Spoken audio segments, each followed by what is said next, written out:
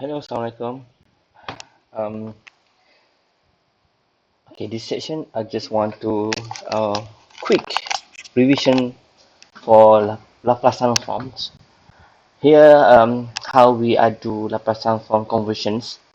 Um, Fs, we will do the integration here. Originally from minus infinity to infinity, we will time with exponent minus st. This is a formula for the Laplace transform, and we multiply with our inputs, continuous signals, and time with dt. Alright,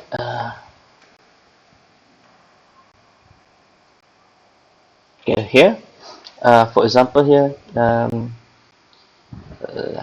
we need to convert our Sn, St exponent lambda t. So if we draw the signal lambda exponent lambda t, the signal will be dropped on the right side where when the exponent is equal to 1, it will be amplitude. No, when the exponent power of 0, the amplitude will become 1, and when they reaching to infinity, exponent infinity, it reach to 0. So means that we know that signal reach only happen when at the right side from 0 until infinity. So we can set up our limit from 0 until positive infinity. Then we do a conversion by using the formula exponent minus power minus st, and input and dt. So we replace input with the exponent lambda t. So from here, we can combine because they have common there. Both of them are exponents. So for the power will become a plus. So again, integration from 0 until infinity. Exponents, because it's or we want to bring the minus front, or you can do lambda minus s or minus s minus lambda t dt, either one. So um, for this example, I use minus s minus lambda t. So assume as this as a u. So u equal to minus lambda s minus lambda t. So for differentiations, du dt, we got 1 over s minus lambda t. So after we do the integrations to du, so we got the conversion is integration is exponent minus s minus lambda t dt, and the multiplication that we just integrate become the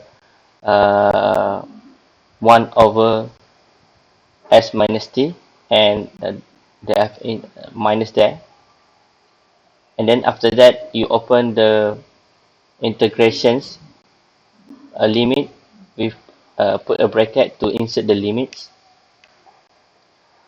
So these constants have no t, that's why we bring to in front. So when we open the limit, they will not interpret inside the bracket because they have no t from the constants. So we just play around with the exponents. So we replace t with the limit infinite and 0. For the first, we put the infinite into the t, so everything time with the infinite will become infinite. So exponent power of minus infinite, And then for the second limit, we need to subtract or subtract minus with 0 replacing inside the t, or everything time of 0 becomes 0. So from the graph that we already discussed, when exponents into infinity, it becomes 0, and anything exponent 0, it amplitude is become 1. So it will be eliminated, and we leave with minus exponent 0 with 1s. So minus 1s times with minus 1 over s minus lambda, then we got the answer is 1 over s minus lambda, right? So how we know to the we know to the ROC, region of convergence.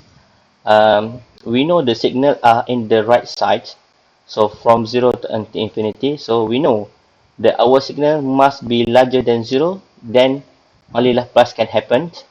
So from here we say that s minus lambda more than 0. So we bring lambda to right side. We know that s must be larger than lambda. So this is our ROC, right? Another informations, for example, if from here, if we got from here, if our lambda assumed to be 0, so exponent 0 become 1. So if we do 1 or 2 or 3, all numbers have no t there. So if we do the Laplace transform, we directly times with exponent st, then here we got the transformation of Laplace 1 over s. If 2, the amplitude if 2 will be got 2 over s. If 3, 3 over s. Right? That's all for just short, quick revision for the Laplace transform.